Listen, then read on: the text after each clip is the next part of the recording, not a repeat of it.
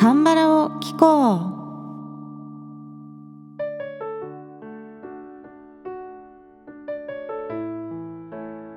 皆さんこんにちは。안녕하세요。風花です。さて今週はトッケビウィークということで、今日はトッケビの OST の中でも代表的なバラード曲、エイリーさんの初雪のように君へ行くという曲をカバーします。まず最初、リスナーさんからのメッセージ紹介からいきますね。グマナスティさんからいただきました。風花さんこんにちは。いつも楽しい時間をありがとうございます。念願の初渡韓、プサン最高でした。風花さんがお話しされていたポハンテジクッパに行きました。テジクッパは見た目よりあっさりしていて、お肉が柔らかくてとても美味しかったですという出だしの部分です。紹介したお店に行ってくださったんですね。本当にテジクッパは味は豚骨スープなんですけれども、しつこくないというかですね、あっさりしていてサラサラといただけるお味なんですよね。そしてメッセージの続きの部分です。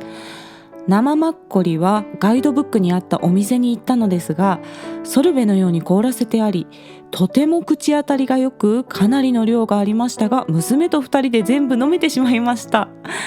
チャガルチ市場でのお作りもチョアでした。その時に出していただいた生玉ねぎの入ったサムジャンっていうのは包む時にこう塗る味噌みたいな感じですね。生玉ねぎの風味が苦手な私ですが、その風味が消されていてびっくり。お野菜と一緒にパクパク食べていたところ、そんなに気に入ったのならあげるよと分けてくださって、毎日お肉や長芋などと一緒にいただいています。食べ物が美味しかっただけでなく、ガイドブックを指さして観光地への道を尋ねると、皆さん親切に教えてくださいましたという続きの部分ですが、素晴らしいです。本当に満喫されてますね。これお店の人にサムジャンを分けてもらえたっていうことで、きっととっても美味しそうに召し上がっていらっしゃったんでしょうね。多分お店の方もすごく嬉しくて、だったら持って帰ってって言って分けてくれたんだと思います。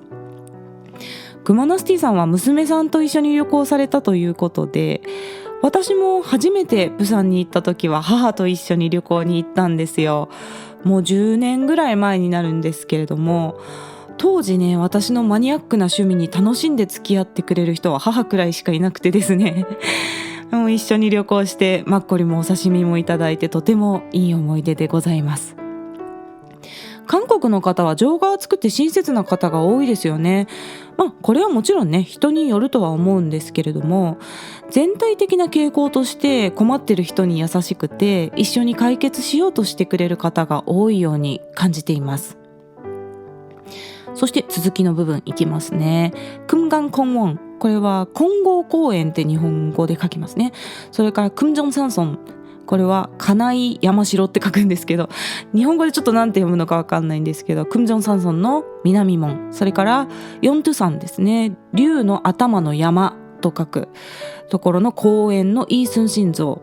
それからカムチョン文化村ですね、甘いに川って書く文化村です。こちらを観光しましたが、日本と韓国の悲しい歴史が背景にあるということを身をもって感じ、とても心が痛みました。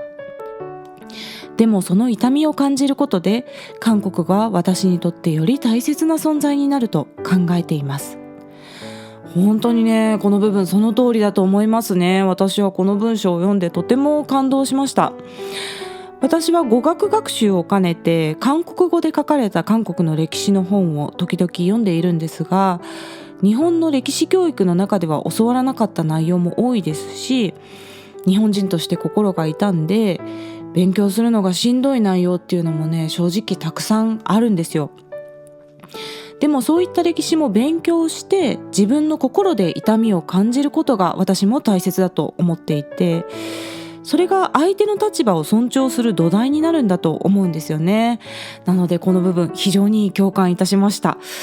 で、全然話が変わるんですけど、クンジョンサンソンはマッコリがすごく美味しいんですよね。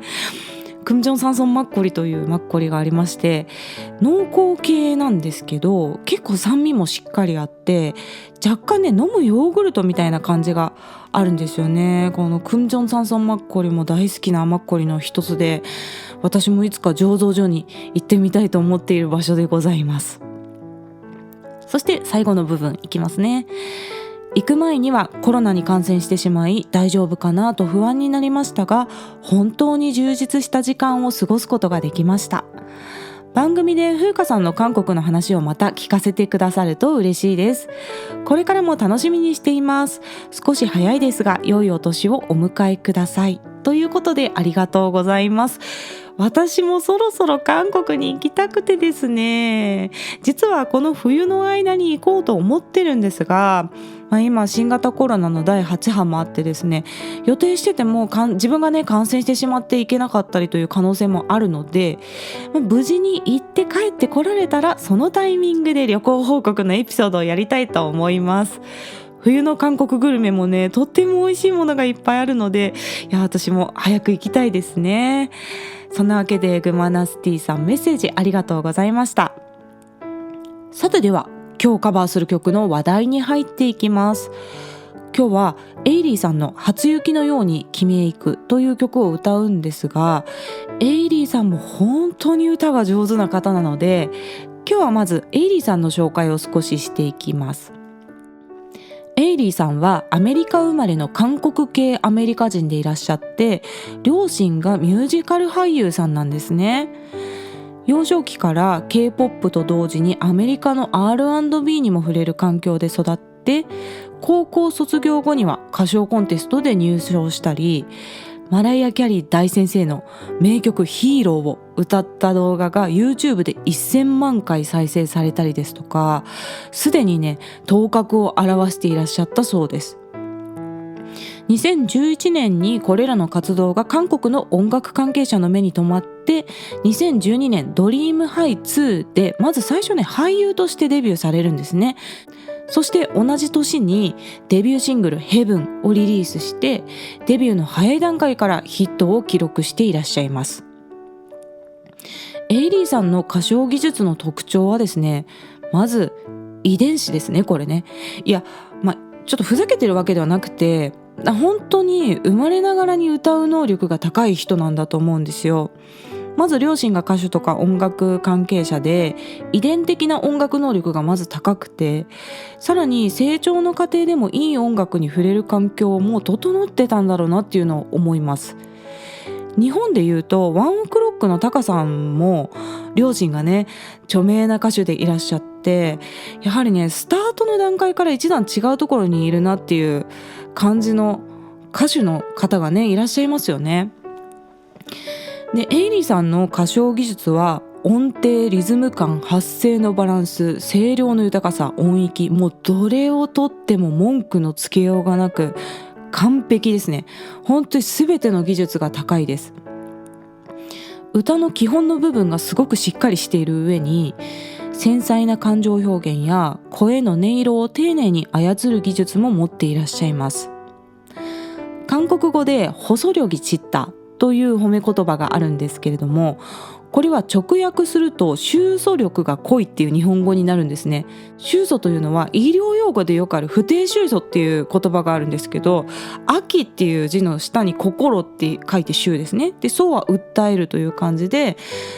収素力が濃いっていう日本語になるんですけれども、心に強く訴えかけるような歌声という意味です。でまさにエイリーさんのバラード曲なんかは細력이 짙다というふうに評価されることが多いですね。一方でエイリーさんの代表曲にはアップテンポの曲も複数あるんですが、こちらではアリアナ・グランデさんや、ビヨンセ大先生のようにですね、ダンスをしながらも安定したパワフルな歌声を聴かせてくれます。ステージングにアメリカの R&B らしさっていうのも感じるんですよね。なので韓国人らしい情緒のこもったバラードもアメリカの R&B も歌いこなせるというような、もはや世界的なディーバ歌姫の一人だと思います。今回カバーする曲初雪のように君へ行くはですね、13話のトッケビ消滅シーンでうんたくが泣き叫ぶところでかかる曲です。なかなか衝撃的なシーンで、見返すとね必ず涙が出てきてしまう悲しいシーンなんですが、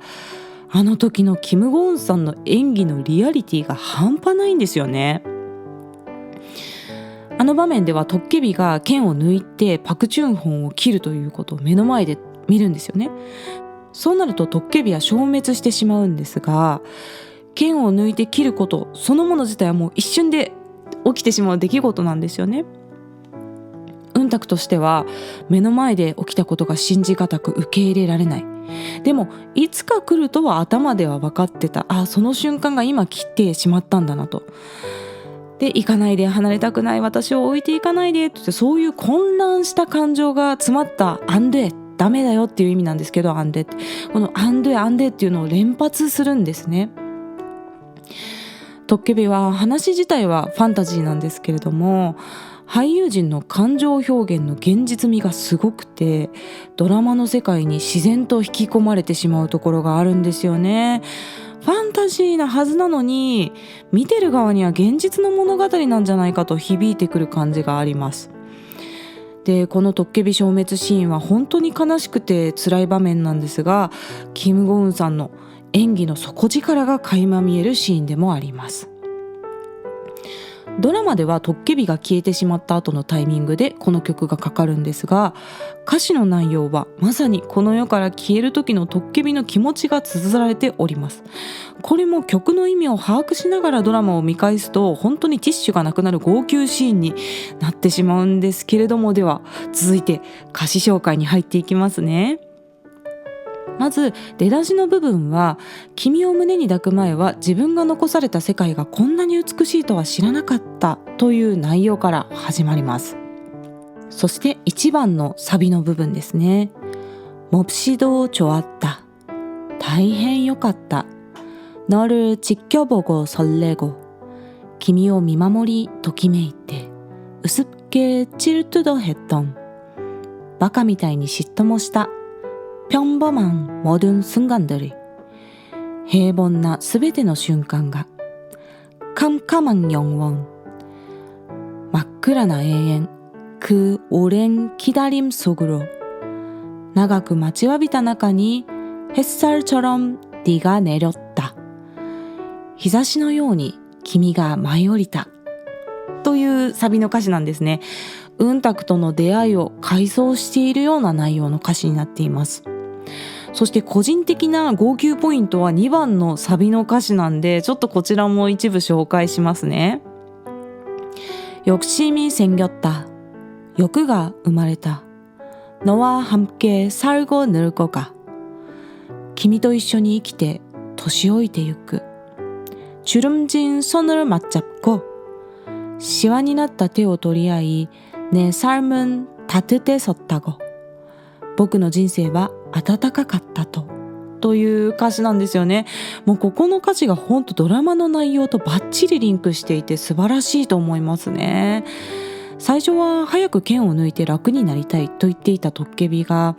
うんたくと出会って心境が変化して、一緒に年老いて生きていきたいっていう言葉がね、これが本当に涙を誘う内容だと思います。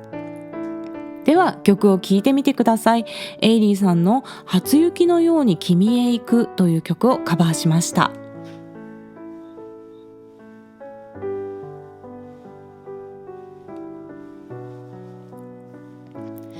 はい、いかがでしたでしょうか。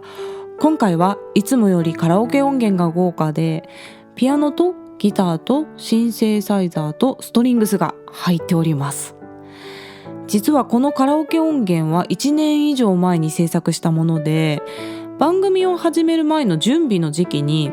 打ち込みでカラオケ音源を作る練習をしてた時に作ったものです。で、ずっと寝かせてあったんですが、今回ちょっと調整というか修正をしてからボーカルを取りました。この曲は必ずカバーしたかった一曲でしたが、技術も体力も必要な難しい曲なので、実は1年半くらい前に一度しっかり歌い込んで事前のトレーニングをしていた曲でございます。今年の目玉曲の一曲という感じですね。さて今週はトッケビウィークでお送りしてまいりました。個人的にねやりたかった企画ができて満足しております。今日 YouTube に歌ってみた動画が上がります。 YouTube の方は韓国語歌詞を動画内に表示しています。その他の外国語字幕は YouTube 字幕でお楽しみください。概要欄の質問箱からメッセージや質問、リクエストなどぜひ気軽に送ってください。日本語でも韓国語でも大丈夫です。ではまた次の放送でお会いしましょう。さようなら。